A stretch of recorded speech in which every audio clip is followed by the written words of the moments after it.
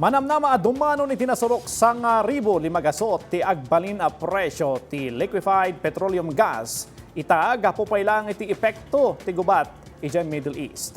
Kabailan pa nga tada ito'y dagiti consumer. Report ti paay ni Audrey Villena. Saan pa'y amarik na dagiti sumagmamano consumer ti panagnato ti presyo ti liquefied petroleum gas wenno LPG iti syudad ti Baguio. Gaputada pa'y laang tinabatbati nga stocks dagiti retailers.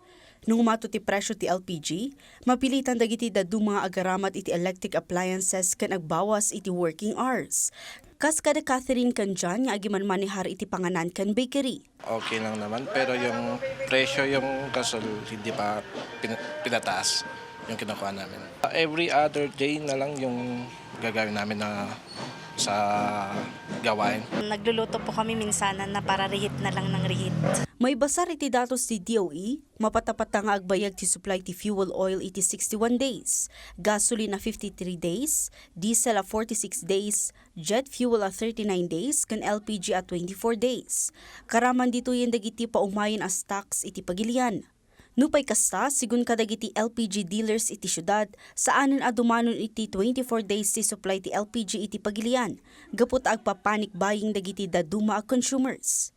Iti agdama na surok 50 to 110 pesos per tank ti increase kadagiti LPG. No sa dino staggered increase ti pamayanda tapno san unay ang mabigla dagiti consumer. Dati ma'am, nung normal pa lang ang supply, medyo sakto lang ang delivery namin. Sa ngayon ma'am, halos triplets ang demand ng tao. As long as na kaya naman ng tao bumili, kahit ilan, pwede. Pero sa ngayon ma'am, ang problema namin, ang supplier namin ma'am, binibigyan kami ng limit na kung ilan lang ang pwede namin kunin sa kanila.